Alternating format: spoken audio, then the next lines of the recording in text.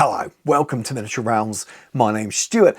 In today's video, I'm joined by Chris Handley, who's a freelance writer across many different IPs, working for Warhammer, for Vampire Masquerade, and even some war games. So it's a really nice, wide-ranging chat about writing for some of the IPs and games that we love.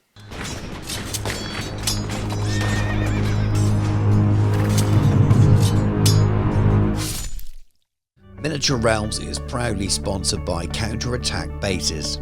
They stock a wide range of counters, gaming aids and movement trays for multiple game systems and offer custom items to suit your club, your event or even your podcast or YouTube channel.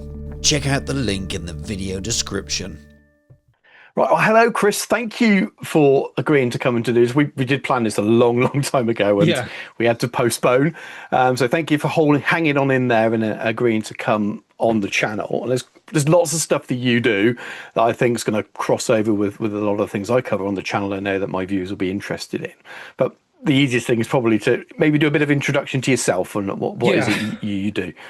Okay, so so I am by day I'm a software engineer, a former academic. I got out of I did computational chemistry research for like the best part of 10 years, and obviously got sick of the rat race of that, and so now a software engineer because chasing research funding is hard work, and a lot of luck, but for like the last it'd be like now be 5, I think it's now like 5 years. I've been over 5 years, so it's 5 years since Wrath and Glory Cubicle 7 edition, let's call it, came out, and I worked on the core book for that. So I've been a freelance games designer for more than 5 years, because one of the first things I worked on was a war game.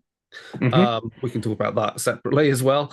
And so, mainly I do freelance RPG writing. I've written for all of the Warhammer RPGs except for Imperium Maledictum to date.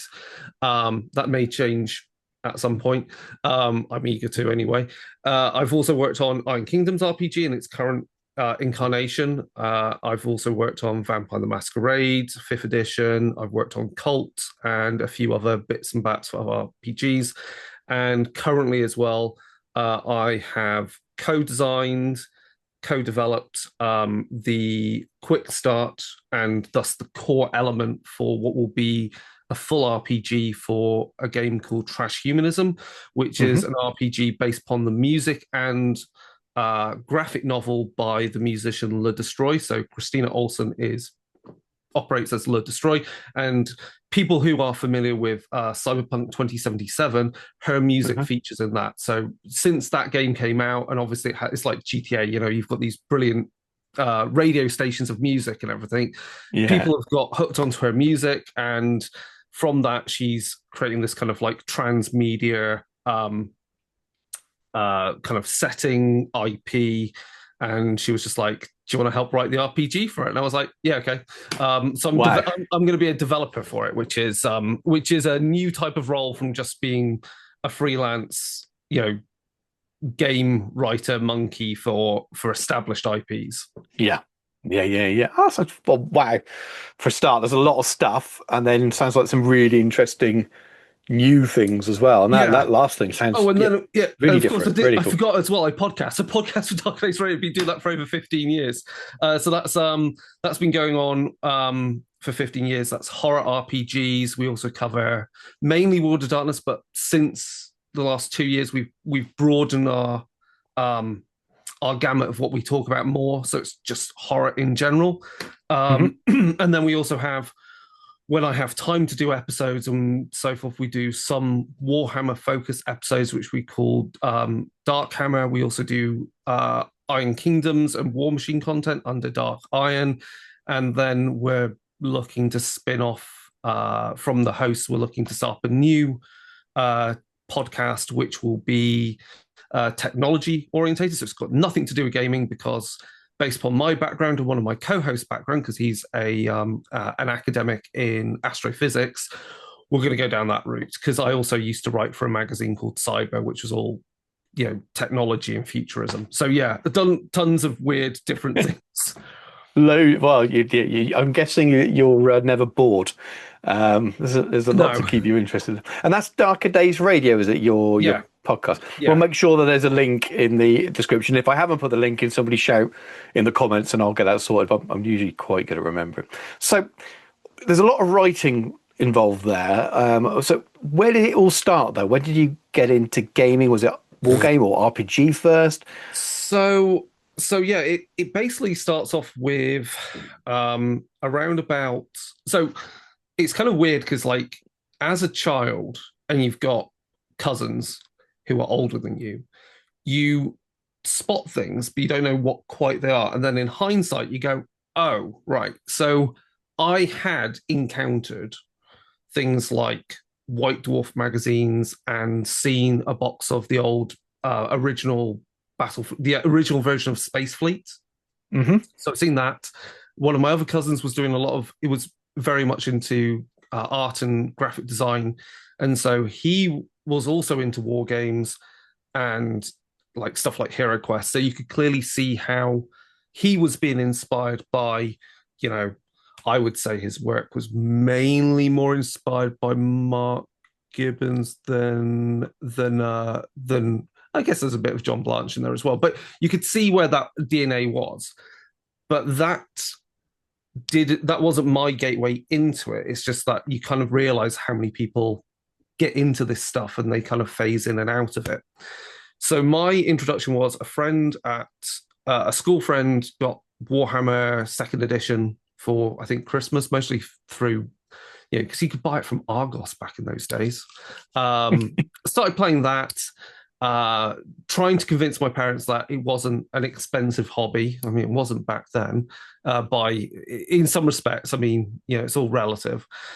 And then eventually from that, the first type of miniatures I bought was actually for Epic Space Marine, which was some Eldari, back when they were just Eldar. And then Necromunda came out, and so I got into that. My friend had bought that, and so we started playing that. And then really the next miniatures I bought were like the Spirers. After that, Tyranids were on the cusp of coming out. So I finally had a part-time job back when, kids could actually have part-time jobs. So bought a whole load of Tyranids. That was back when you could spend 50 quid or whatever amount and you would get a £5 box for free. So all the Termagants and Gene Stealers were basically free, because it was like 5 quid for like 8 or 6 miniatures depending, and that just meant you had a horde for your army. And then from that, after that, at some point I think I collected a Warhammer Chaos Army back when we had the first plastic Chaos Warrior, the multi-parts, that just did not rank up. They were bloody awful. But good, because you could have loads of them, but they were just such a pain. And then the way I got into role-play games was actually then, it was just a random day my parents came back from Hereford, because that's like the nearest city. And that's back when it didn't have a Games Workshop or anything. So they picked up for me the black box classic D&D box. That's an introduction. It has these little red plastic figures in there and everything. And you get started playing in that. And from that, obviously, the next RPG, next RPG was like Star Wars Second Edition revised by West End Games, which is just a classic game, because we'll get onto that. That was in that whole RPG was integral to developing the expanded universe. So a lot of stuff in there informs what Disney uses now. And then, I bought Vampire the Masquerade revised, and that obviously sent me down a particular route in my life. And then off to university. You got a bit less time to do stuff, but I then got a job at Games Workshop at the Altrincham store, because it was just on the tram when I was at uni at Manchester. Worked a couple of games days and stuff, collected a few more armies, because, staff discount back when you could buy stuff by weight, which is just, insane. But and then I had a bit of a when I started doing my PhD, then I kind of had a break from it, from wargaming, mainly focused on RPGs just because it's relatively cheaper. And heavily playing lots of World of Darkness stuff. And then once I moved to Germany, once I finished that, it was when I moved to Germany, I got back into wargaming, got back into War Machine, because I started playing War Machine when it first came out. So I remember distinctly getting the Signar box at Fanboy 3 in Manchester when it was in its original location. I've also picked up like Confrontation and Rackham models. So I've got a whole load of Rackham models that at some point might all get stripped and started painted again, but we'll see about that. That's a huge dream of a project. And yeah, got back into wargaming. And then when I was in Germany, I joined the Dark Days Radio podcast. And that's when you start really getting into, and that was through me knowing some of the members of the podcast through online forums. So this is back before, this is when social media was in its infancy and we just had forums.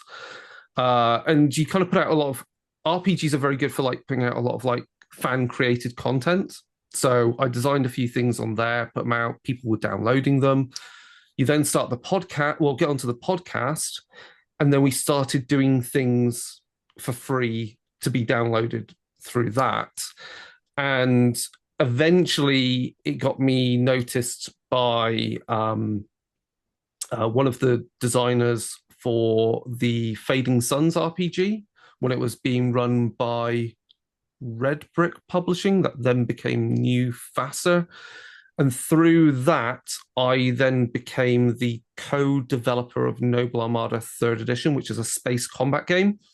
And then from there, it's badger enough people when I moved back to the UK, when I was at UK Games Expo, and it was like, spoke to the guys at Cubicle 7, and it was like, yeah, do you want to write for Wrath and Glory? And I was like, okay. And it's like, I'm writing on the new interpretation of the core book, because Wrath and Glory's got a little bit of a weird history, because at the time, Warhammer Fantasy Roleplay 4th edition had come out from Cubicle 7, but Wrath and Glory had been put out by Ulysses Spiel North America.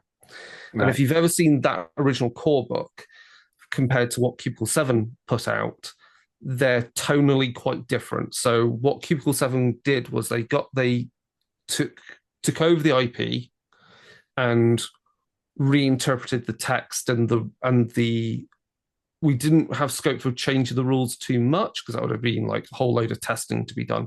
But getting the artwork, getting everything so it really fitted with the modern look of 40k at the time, which would have been like 8th edition. Yeah, I think so. I lost track. There's like, how many editions have we had? I guess 8th makes sense because we're on end of 10th. That's about 6 years. So that makes sense. And then since then, it's just like you work on one Warhammer RPG, you then work on another one, then you work on another one, and that gets you noticed enough. I started doing a streamed game of Iron Kingdom's 2nd edition RPG. That's what got me picked up to work on Iron Kingdom's 3rd edition. And then from that, you get noticed for other games and stuff.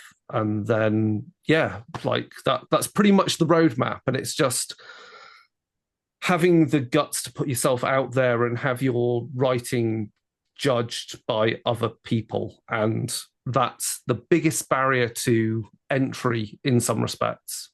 There are some other barriers which I could get into, but that's the main one. You mean like dealing with learning to deal with the critique, I suppose? Yeah, and that's something which, having been through undergraduate university, PhD, and postdoc, and writing reports, writing papers, publishing things in journals, applying for research funding and not getting it, and doing it again and again and again, you have to develop kind of like a tough skin for it, because otherwise you're just going to crash out. And ultimately, the reason why I crashed out of that and got into just software engineering is just because it pays better. I mean, if you know anything about higher education right now, it's pretty dire, and you just kind of, and you're always having to move from university to university. It just got to the point you want to put down roots. You've got a city you like living in, you've got a gaming club you like, you've got your mates. So it's like, yeah, screw that. I want to stay relatively where I am. Yeah, yeah, I can understand that. I'd love to talk a little bit about how you go about writing, what sort of methods you use, and how you write, and then linked to that, I suppose, how do you manage dealing with all of these different universes if you're having to do bits at the same time? Oh, that's weird. It's so writing. The worst. I mean, the biggest. I think my way of writing is clearly informed by writing for academia. And I think that helps because there is a definite difference between writing short stories and writing novels and writing short form articles. They're very different things. And then writing a role play game product, because a role play game product is, I mean, some people, and this happened like towards the end of Vampire the Masquerade's revised edition, people would just buy the books just to read them. And that's perfectly fine. They were just following the meta plot that would go along with every book. They didn't really care too much about the game content in there. So people do buy role-play game books for that. And some people will buy role-play game books never to play the game, but to learn more about ideas about games design. And, that's a good thing. But I think when you write a product, when you're writing for a product for a role play game, it is a bit more like academic writing, because you've got a clear start and end, really, and you've got to take the reader through that journey and sell them both what the game is about, what the product is about, and give them something that they can use, because you're trying to impart a lot of information and tools to them. So that actually makes writing such products quite, I find, you can plan it out. You can start stubbing it out. And when I use the word stubbing it out, that comes from software engineering, where you go, right, I know this function is going to take this input and spit out this output. I don't know what's going on in the middle yet, because I haven't worked out the mechanics of what it's going to talk to a database. It's going to talk to a server. It's going to do something else. It's going to wait for something in the background to finish. You haven't worked that out, but you can still start planning it out and leaving these little stubs. And you can do that with games writing. So you know that this chapter will contain this information, type of information. You're going to partition it up into these blocks. And that means you get past that barrier of that intimidating thing, which is the blank white page of paper, which, trust me, is completely scary when you're writing your PhD thesis, which is going to end up being 200 pages long. You're just like thinking, how the hell am I going to write 200 pages about my work? And yeah, you can start working those things out and filling in the gaps there. And that then means once you've got that, you've got it into small chunks. You can take more of I do this with programming. It also works with writing. You can take more of a what's called the Pomodoro approach, which is where you do short bursts of writing and work. And that means in 15 minutes, you can actually get down, maybe a few hundred words, but that's still a few hundred words, which they don't have to be good words, but they're words with some ideas in there, which when you come back can be refined. And so that's generally how I work, because, I have a day job. So most of my writing is at the evening or at weekends, and you're just trying to fit it in between doing other things so you don't go mad. And so you don't rush, because the last thing I hate being in the feeling of having to do is trying to rush a writing contract in the last week. Like, the last thing I want to do is sit down at the end of the week going, I need to write 5,000 words. No, that never happens. I've never been in that position. I never want to be in that position. So again, I think from working in academia, working in software engineering and so forth, there's an element of time management in there and prioritizing what you need to do. And those are important skills if you want to get into writing, because I think there are people that have the best intentions of games design, where they go, I want to write and work for this company and do this. But some people, there's the lofty ideal, and then there's reality, and people can become quite flaky where they go, yeah, I'll write it, and then 2 or 3 weeks later, the developer's told, it's like, have you got any work? And like, no, I'm not going to be able to do this. It's like, great, thanks. So, yeah, I've built up opinions about what makes people good games writers to work with. And sometimes that doesn't mean they have to be the best writers in the world. As long as people are professional with what they're doing, other things can be iteratively improved project by project. And if you know what they can deliver, you can gauge it. And obviously, I'm having to bring that experience through from being a games writer to being a games developer, where I'm not making the sausage, I'm taking the sausages to turn it into this meal that has to be cohesive and have a shared and coherent kind of story. Mm-hmm. I understand. Yeah. I listening to you talk about deadlines just reminded me of every single university assignment I ever had, which did exactly what you shouldn't do. I would be terrible. That's why I paint miniatures rather than write things. I would be awful with it. So you touched on briefly there about the sort of the world building part, and people will be interesting. They might buy RPG books and never play the game, and I am definitely one of those people. And I think the new Old World RPG is the first thing I'm definitely going to be playing, since I played WFRP First Edition a very, very long time ago. But I've bought plenty of things because they're beautiful source books, especially if you're interested in a game. So I had Iron Kingdom source books because I love War Machine, and I've got quite a few WFRP source books because I love Warhammer. So in terms of world building, how important do you think, or what sort of benefit really do you think that role play games can have for enjoyers of war games, maybe who love a world but they don't play RPGs? Yeah, I mean, it comes back to the thing of that. If you ever listen to, or you've read or listened to interviews with like Graham Davies, who obviously worked on Warhammer First Edition and so forth, and it always, and I've had these conversations when talking to Andy Law, who's worked on various editions of Warhammer as well, and does a very good podcast and stream games as well. It always comes back to, where are the farms? Like, how, like, yeah, great, armies clash, okay, but when you play tabletop Warhammer, it gives you get the false impression, like, what, God, these armies are just fighting all the time. It's like, that's not, you're looking at really a snapshot of a larger conflict that's taking place during a relatively short period of time across an extended kind of battlefront somewhere. While the RPGs answer a lot of questions about how the armies are brought together, how do they gather their troops, where are the troops coming from, what are those societies like, why is this company of troops have this heraldry, what's their history behind it? And so an RPG gives you the time to kind of like delve into those questions and make the setting feel just more tangible.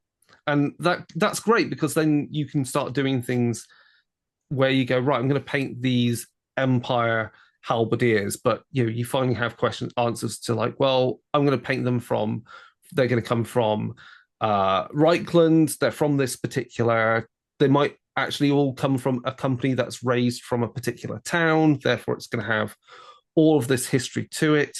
It then lets you, if you've got a game like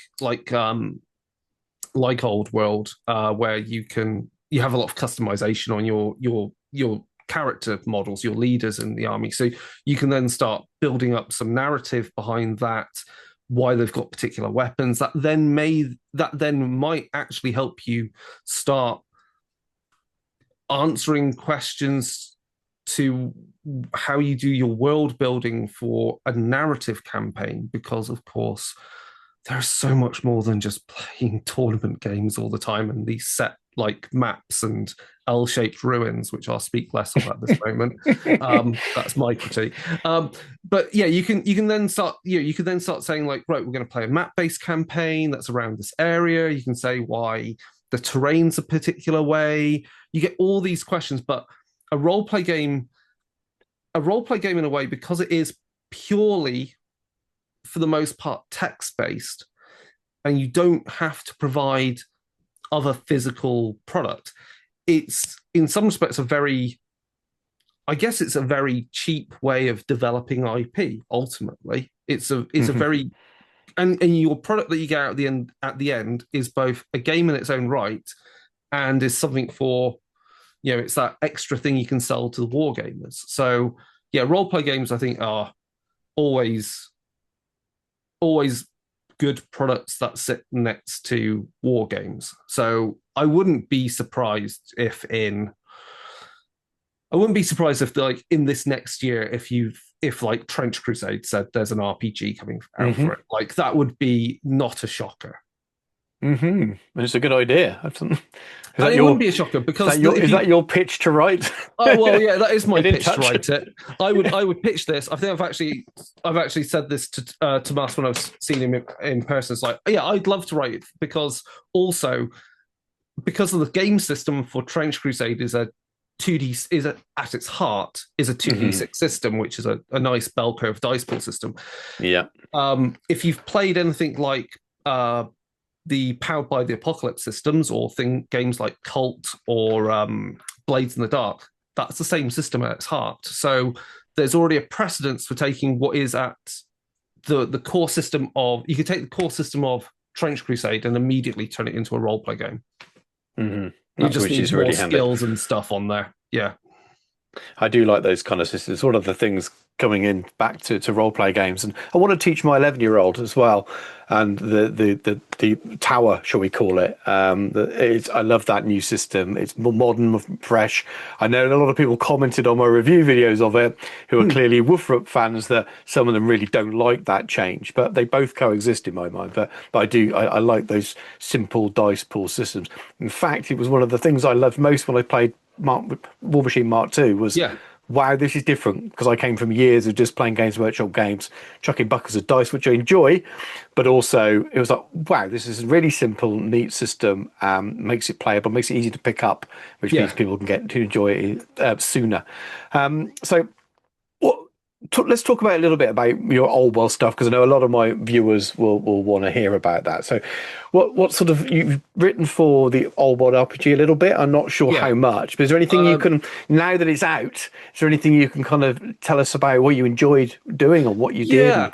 So my work on the Old World RPG was focused on the Games Master's Guide. So I worked on the antagonist section. So I wrote most of the Beastman profiles in there, and then I also worked on all of the I think it was all of the undead, and I think that was it. Beastman and undead, and so the challenges that we have there with Old World is it's really interesting, Old World, actually, as a system, because if people are obviously aware, Warhammer Fantasy Roleplay, I'm sure if you've watched all these other episodes of your show, is like Warhammer Fantasy Roleplay is percentile based because it's derived from the basic RPG system, which has its heritage in Call of Cthulhu, which makes sense, because ultimately both games are, it's that kind of it's that kind of horror, but they applied Warhammer on top rather than Eldritch Cthulhu mythos. So Warhammer: The Old World, when I got asked to write on it and I saw the system, I was like, oh right, so it's basically it's basically Vampire the Masquerade 5th edition to an extent, but with your D10s and a variable target number. And when I saw that, I was like, I really like dice pools because they're very easy to eyeball. And so it made sense why they were doing this, to make Old World the more accessible RPG for new players, Yeah. because as much as I love, again, this is where I love Iron Kingdoms, but and I love writing for it, but as a writer, I have preferences of systems. I like dice pools because they're easy to, like I said, they're easy to eyeball. More dice better, less dice bad. Or I've got a dice pool and my target number has increased or decreased. That's pretty easy to know what you're doing, rather than going. It was always that weird thing in fancy, in Warhammer Fantasy. It's like, oh, I'm plus 20%. You'd be like, right, so am I adding plus 20%? Is it plus 20 on the number, or is it 20% of the number I've already got? So that because of its heritage, I find that nomenclature that kind of makes it harder for people to pass what you're doing. And then of course you've got the classic D&D issue, which is you go, right, which weapon's better? This one that rolls D6 plus 2, or this one that rolls 2D4? And it's like, some people just don't have the mind, the headspace to work out the odds on those. Whereas more dice is always it's just easy. So that's what got me excited about Old World. And then the other interesting factors are like they're trying to bring the stat lines into line with the tabletop game. And so then the real challenge in writing the profiles for all these antagonists is really to try and emulate how things operate on the tabletop. And that's, it's a challenge when some stats don't work the same on the tabletop as they do in the RPG. Like wounds don't work the same way in the RPG. So you have to kind of like massage things around a bit to make things feel as resilient as they should do. And then there's certain abilities just in the war game just have no meaning on a one-to-one fight between your witch hunter and a beastman. It's like, yeah, that was great as a rule in the war game. It just makes it has no context when it's a one-on-one fight. So there's lots of those type of questions, and you're just trying to get the vibe of the character right. And then on top of that, there was writing profiles for some of the NPCs that will then be part of the larger narrative of the given setting of Talagard and that region. So there's a vampire and there's a beastman, shaman, and they've got their own kind of plans and conspiracies going on, and how that fits into things. I think the most interesting element, actually, though, of writing the undead was that we have Tomb Kings. Yeah. And so really trying to rationalize why you've got Tomb Kings in relatively so far north. And you're like, why has this happened? So really getting into like, well, there would have been like expeditions, would there have been fleeing when Nagash was about and doing all his horrible things and trying to protect magic and have it a safeguard that could be called upon at a later date. How that may be, because how like Tomb King magic works, does that have something to do with like, well, do they build tombs on ley lines, nodes, kind of like what the elves would do? So I had that going on in my head. And then I think we've got one character in there that is actually a Barrow Wraith, but has been essentially bound by Khemri magic, so has been risen by a lich priest. And so I kind of like the idea, like they're using the magic they have to kind of like summon and bind existing undead, as long as they're not vampires, because obviously that's a whole thing. And there's a really interesting plot line in there with, you've got there are Tomb Kings near Talagard. There's also vampires keeping their heads really low because of the vampire wars have gone and everyone thinks vampires are dead, but they ain't.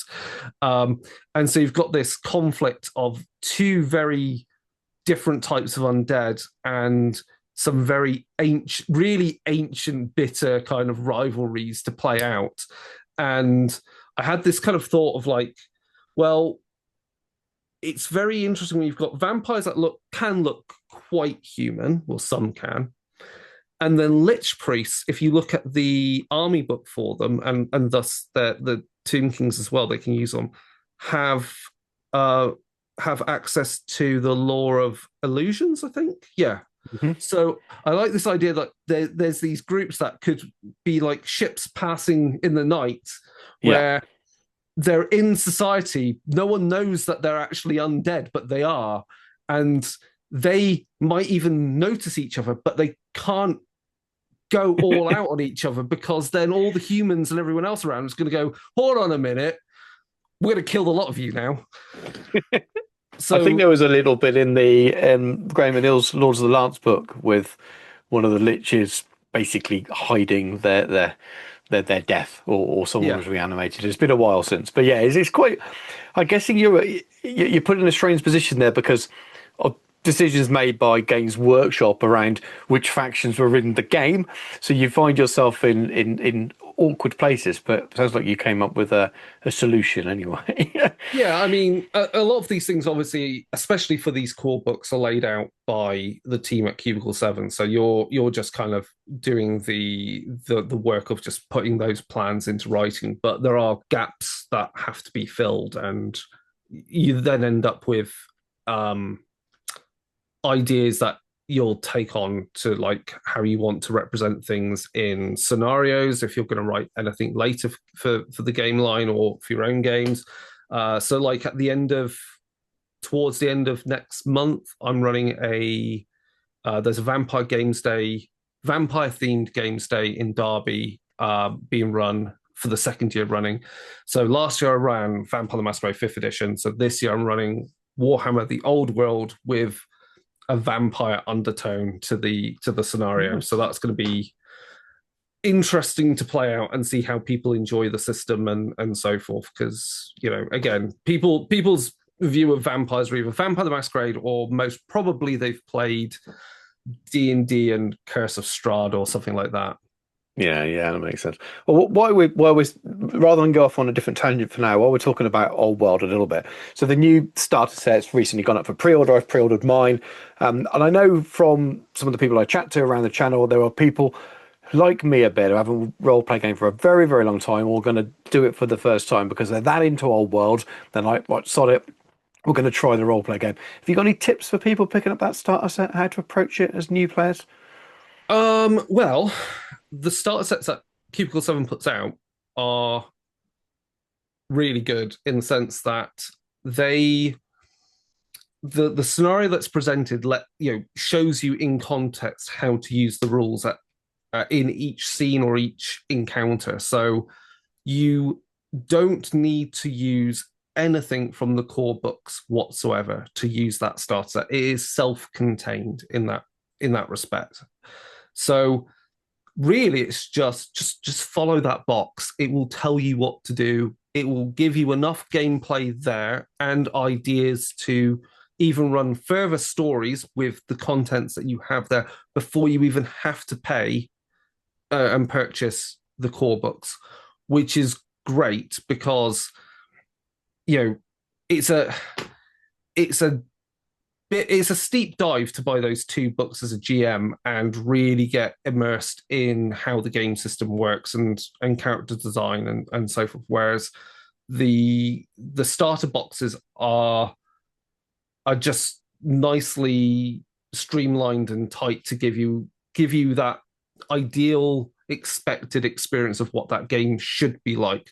Obviously, once you've got hold of the book and you've played enough games, you'll have your own opinions on how you want to run the game, whether it's more combat heavy, whether it's more investigative, how you want to tune your horror, because again, because of it's a managed IP by Games Workshop, they have a particular way they want to have their product represented. So the way I run Warhammer Fantasy Roleplay or any of the RPGs gets distinctly darker than Games Workshop would allow, would obviously present it, market it. And that's simply because, of course, you tune that experience for your players. You know where you get to know where your players' ick level is, and so you're like, okay, we can. You can go, that one happened. We fade to black at that bit because we know they're horrible people. They're going to do something very horrible. We're not going to get into the graphic detail of it. But other times, players be like, yeah, we know the beastmen are sacrificing, everyone in this town, not just soldiers. They're killing everyone. But in a Games Workshop product, you can't have, people who are non-combatants being harmed. So, you just have to manage your experience, manage your players' expectations. Yeah, that makes a lot of sense.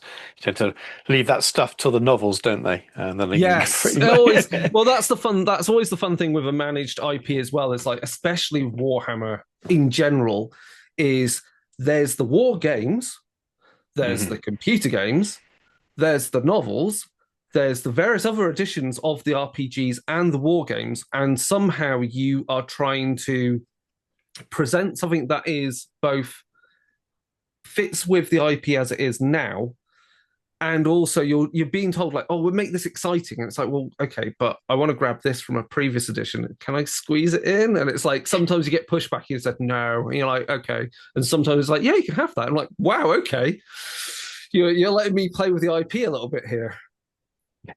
Always good fun. So let's move away from Old World, and I'd love to talk a little bit more about your involvement with the Iron Kingdoms RPG, how you got into that, and I suppose that will segue nicely into you talking about War Machine a bit, because you're playing, and I think you demo a lot at the moment if I'm following you on your social media and things. But Iron Kingdoms first, I suppose. So as I said, like it was about it would be during the pandemic era, I guess. I ran a streamed game of Iron Kingdoms Full Metal Fantasy, which is the second edition of Iron Kingdoms and its system was derived from the war game. So again, it was a 2d6 dice pool type system. So we were running that, and then off the back of it, the developer for Iron Kingdoms, so Matt Gates, he pinged me and said, did you want to write for Iron Kingdoms Requiem, which had only just had its Kickstarter finish and complete for its new core book. And that's using the D&D 5e system. So, hand on heart, like it was a learning curve because I am not a D&D 5e like expert. So I had to learn things quite rapidly with it, work out what we were trying to do with the system, and how to re-implement the lore, because this edition of Iron Kingdoms also allowed us to retcon and reinterpret things from the previous edition. So, Iron Kingdoms came out back in, Witchfire Trilogy came out in 2001. Iron Kingdoms came out in War Machine came out in 2003. The second edition came out around about 2010, 2011. So there's a lot of stuff from that kind of late 90s, early 2000s kind of way of writing things, what seemed progressive by the standards then are less so now. So we basically had we were told, change things, make things more inclusive, like don't make this character class isn't just for men only, this character class isn't just for women only, etc., which is really good. And I think it represents in having written for Warhammer a lot and trying to push the envelope in places on that, Iron Kingdoms is inherently a more inclusive setting just because of how old it is. So I think when I've demoed War Machine in particular to other wargaming influencers, and I've explained the setting a bit more, I've seen certain people's eyes light up going like, hold on a minute, quite a lot of the warcasters and warlocks are women. I'm like, yeah. And then you go into like the lore on some of the characters, you're like, characters have died a lot over the characters have gone. So you'd be like Coleman Stryker for Signal back in first edition. He's dead. He died in the Infernal War. Asphyxius was part of Crix. He was this undead lich kind of lord. He, during the Infernal War, switched. He got like effectively reformatted Megatron style and was part of Convergence to Cyrus. We've had recently Lilith from Legion of Everblight effectively also be biomechanically reformatted and is now part of Chimera. And so you also get that, you get some themes in there of like, of also, your bodily autonomy and transition in that way. Certain characters, like in the Hellslingers box that you can get in plastic currently for War Machine, that's a Signar faction with Alistair Kane, who's now like in his 50s. He was there Neo style with his pistols in first edition, and I thought he was a badass. He's still a badass. He's a dad. His kid's now in the army, and there's another warcaster you can use. And one of his best mates in that box that you get, who's a character, is canonically gay. So there's all these things, and I just explain that to people. It's like, you've got all these options, and it makes War Machine feel like quite a rich world to then start role playing in as well. Mm-hmm. And I think it represents the fact also that the setting is that, it's that industrial revolution that kind of got kicked off more towards the start of the Iron Kingdoms era in War Machine. It's getting ramped up and it's pushed by Magic, and now we're into this era of War Machine where we've got things like more Tesla punk elements. We've got, I think, the Gravediggers army I would describe more as leaning more towards a diesel punk kind of aesthetic. Mm-hmm. Whereas some factions in the game are pretty much as they were when you bought War Machine first and second edition, like Crix, haven't really changed in look. Like, some of the models are just the first edition ones rendered better. So, and that's why that army's been really fun to collect for me, because I always wanted a Crix army, and now it's like, hold on a minute, I've got disposable income. I'm getting into Crix hardcore. So yeah, it's a great setting, and it's one where I think for people who've played Warhammer a lot and experienced how Games Workshop pushes the plot along in that, which is sometimes it's like two steps, it's like a step forward and two steps back. If like the 13th Black Crusade, that all got retconned. Or what was it? Storm of Magic, was it? Or Storm of Chaos, probably. Yeah, like that was, we'll do this, and it gets retconned, and then we go forward, and then we end the world, and then it gets all a bit messy. Iron Kingdoms has progressed forward, and so the time difference between War Machine First Edition and War Machine Fourth Edition is about it's about 20 or so years, and a lot happens in that timeline. And the fun thing about writing for the RPG is that the RPGs always take place at the bits between editions of the war game, because those are taken as being the time of peace to a certain extent. Like, there are no big conflicts going on. And again, you get to answer certain questions of like, where are warjacks made? Where are they mining resources from? What are the main trade routes between the cities? What has happened to the Protectorate of Menoth since after the Infernal invasion and those lands? Where are the Scorn? Now they've gone off back into the deserts and so forth. And and so with the new rule book out for War Machine, and it's hinting that we're going to get Menoth coming back, it's definitely hinting that Scorn are coming back as well. I think it's, in terms of the setting, I think it's quite exciting, because that by the time the next edition comes out, which will be, if we go by the roadmap of previous editions, it's at least like another 3 or 4 years away at this rate. There's going to be some changes, but also the setting, the system itself, War Machine's barely changed. So if you've played first edition, you or second edition or third edition. Fourth edition is pretty much the same. The core mechanics are the same, which is why coming back into playing it has been really refreshing when you compare how, as much as I love Warhammer, I'm personally exhausted by the rule book churn of 40k and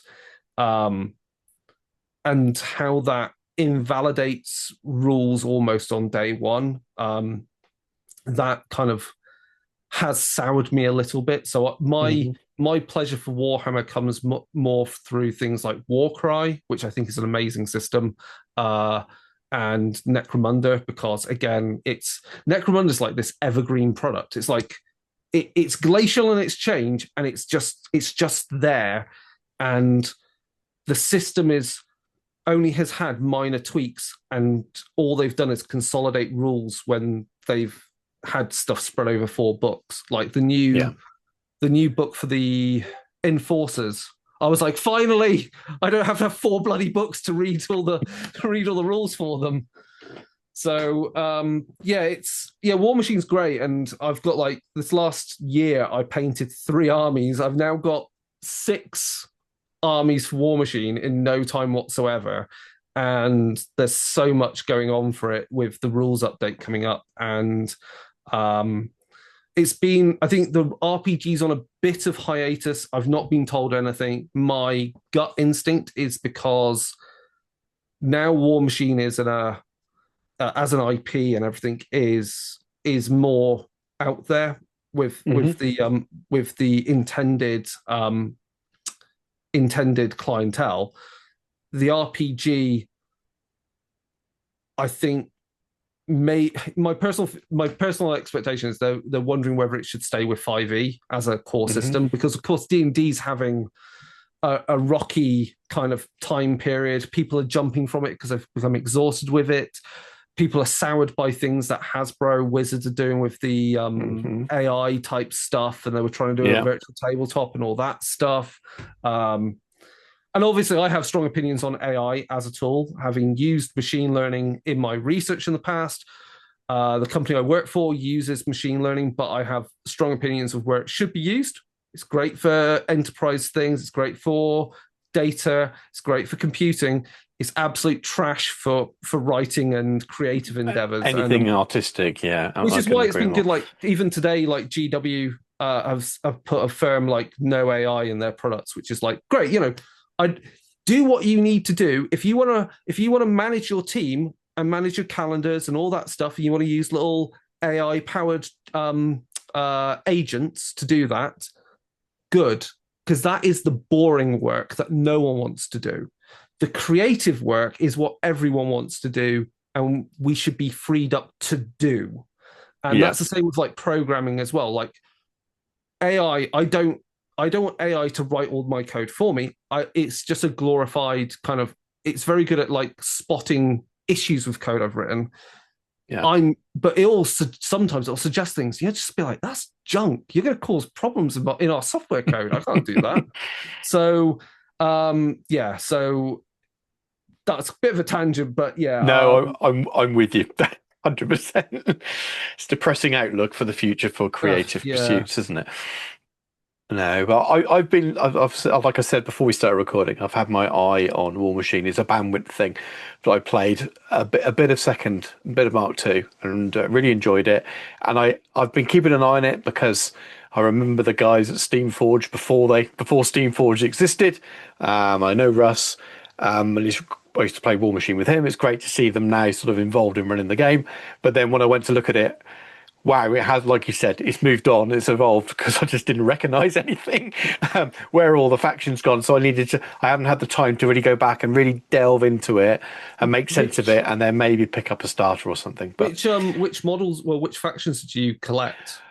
I had Signar still around. I played Signar, I played Mercenaries a lot. Nearly always a War Machine. I had some Khador as well. So those are, I know that some of the ones I played are probably are around more than some of the others. It seems like a lot of the other side, sort of the Trollbuds are still around, aren't they? I think to a certain extent. The fun thing is all the old models are still playable. Cool. So there's two different formats in War Machine. There's Prime, which is basically all the new armies, and then all the armies they've brought back recently through STLs. So you can download but the difference is that those factions, the new ones they bring out and that are going to be in plastic and they're doing the resins for, those ones get new things added to them as the years go on. The older armies they've brought back into print, they're basically locked, so they're not going to. They've brought them up to date. Right. They've remastered some of the molds, some of the designs to make, because you can do that for 3D printing. So why not remaster them a bit? Yeah, and then they'll be locked, so they won't get new things added to them after a certain date. So it's just self-contained. You know exactly what it is. It'll have rules, it'll have quality of life updates every year to keep balance, but it's not going to get new stuff chucked at it. Older factions, like my Scorn army, they exist also as army of legend. And so what they did is they took the old army lists and they broke them down into two smaller army lists, because then it's easier to balance internally. Because if you've got the kitchen sink, there's going to be some really weird synergies that will just break everything. So those are playable. And then if you want to have your kitchen sink armies of legend, you play non-prime formats. That means those armies are not tournament legal. So that's the difference. But basically, everything's in there. So when people go, oh, well, what's going on with it? Oh, nothing. They've not done like a Beastmen have gone off to Old World and no longer used in Age of Sigmar kind of thing. Yeah, that was a weird one. The rest of it sounds quite similar to what Games Workshop have done with Legacy and some armies. To be honest, I sold everything. I've got nothing anyway. So when I'm in now, I'd be going in with something new. It's time. I've barely got time for the things I'm doing. I love the idea of picking it back up, because it's such a I really enjoy playing it. But also, time. Maybe one day. So, all the things that you write for, have you got a favourite? Anything that really stands out? I think what would I say? I mean,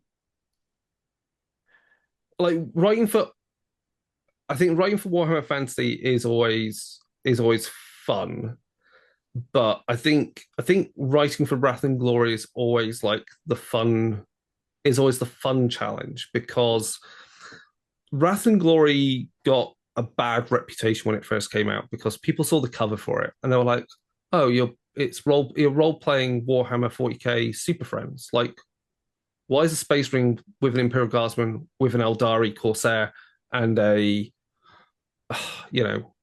chuck in whatever else other faction, a Tau or something like that? I don't know. And that was their impression of it, but it was a poor impression of it, because Wrath and Glory was never meant to be a replacement for Dark Heresy. Imperium Maledictum fills that role. Yeah. Wrath and Glory is more action horror RPG, where you should be able to mow down cultists in their dozens with your bolt gun and so forth. And so I think it's a fun one to write, because you can really go quite crazy and try and push the boundaries of what 40k is, and come up with some fun rationales for why you get alliances of convenience occurring. So and that happens in the novels as well, and plenty of places in Warhammer. So there are you can see why perhaps a Necron whatever would ally with a Space Marine against some hideous demonic force or Tyranids or something.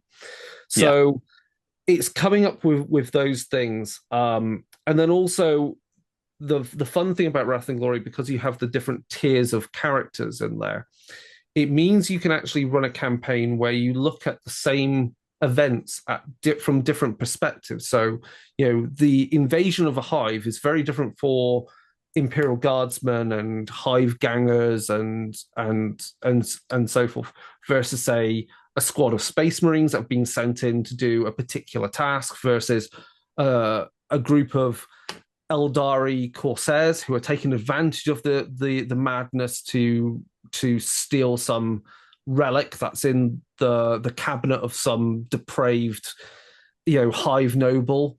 And then you've got, if you play like for the Absolver's book, which is basically the Space Marine player's book for Wrath and Glory, the work I did on that was tier 5. Like, how do you run tier 5? That's like you're playing like, like librarians in Terminator armor. And it's like, how do you do this? And so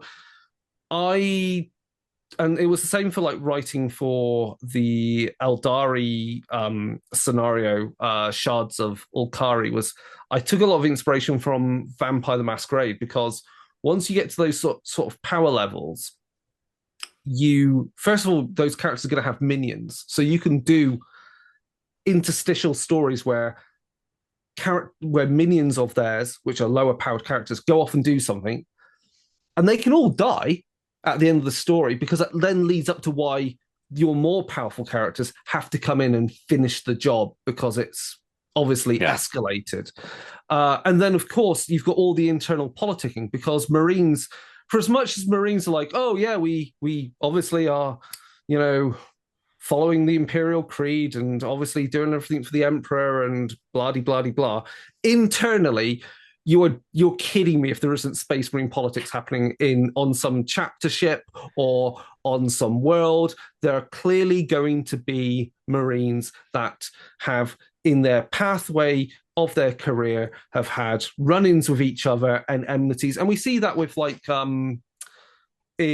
while I've not played the computer games like Space Marine and Titus and his backstory and why he became a Black Shield, Black Shield, and then got taken back into the chapter. And so there's all that distrust that builds up. And so you've got characters that are clearly, in human terms, ancient, carrying a lot of baggage, and then going like, what's the best thing for the chapter? Should we be involved in this battle? Should we be using this ancient relic? And of course, the librarian's like, yes, we should maybe use this. We're the only ones that can be trusted with it. The chaplain's like, no, it's going to corrupt your soul. Some other guys like, you could have some Space Marine that's part of the chapter who's quite high ranking, who may have links back to the like Inquisition somewhere, because at one point they were part of the Death Watch. So you're going to have all these different rivaling interpretations of what they should do before you get to the point of going, right, let's go blast some demons up. And I think that's how you have to approach it. And that's no different to a coven of incredibly petty, bitchy vampires who are like, who are squabbling over the most inane nonsense ever, and happily sacrificing to their whims to do their tasks. Some coven of newly embraced vampires. It's no different. I can see the passion for doing that is coming through there in your answers, so I can see why that was your favourite. So, final question for you: you're a very good painter. What's on your painting desk at the moment? What are you working on? What's on my painting desk right now? I have got because I finished painting my old Umbre army for War Machine. So my next painting task is I have got, hopefully it'll show up on camera. No, that's too dark. I would need to do, if I do that. You can send me some pictures over and I'll edit them into that. Is a character warjack for the command cadre for the Order of the Golden Crucible Guard. So they're a STL. You can get them as STL, you can buy them direct.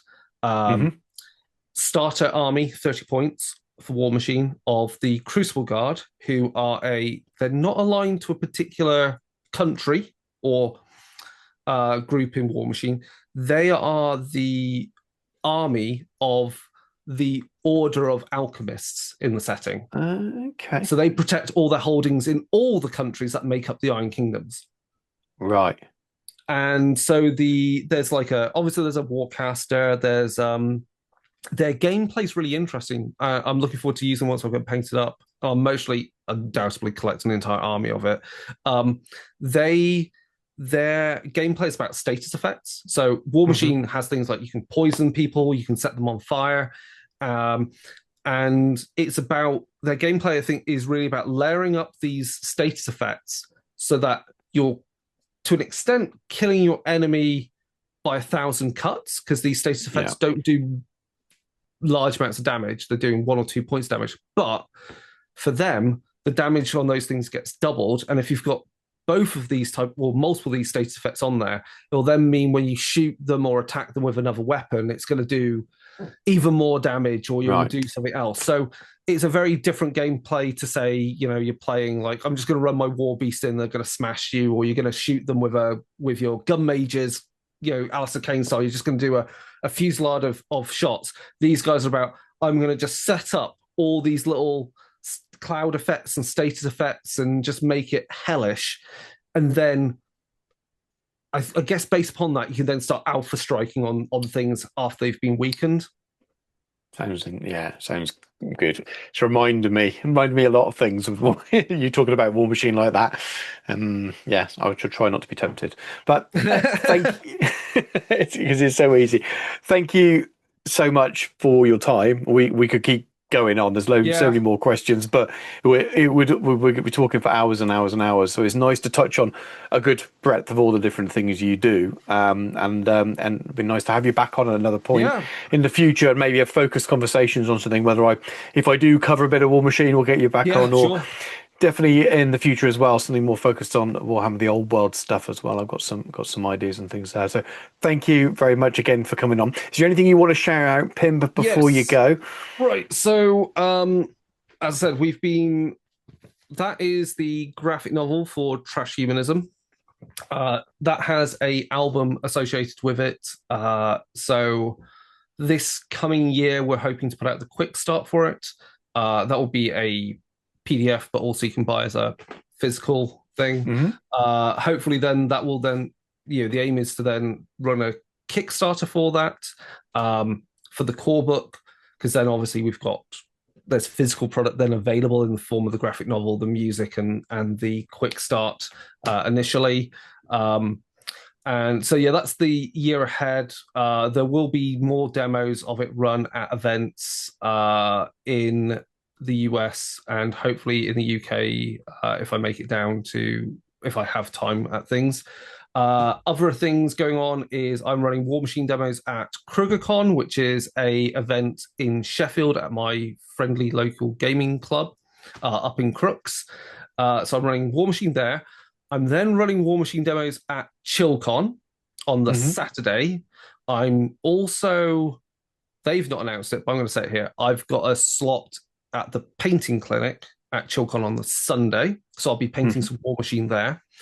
Then I think the week after, is Lead and Steel in Sheffield, which is an old Hammer event with some bring and buy stuff. I will be bringing to that a whole load of old, very old, original Games Workshop miniatures, Citadel miniatures that were given to me by a friend. That will be a pick and mix. Some of the models are more expensive than others because they're really rare.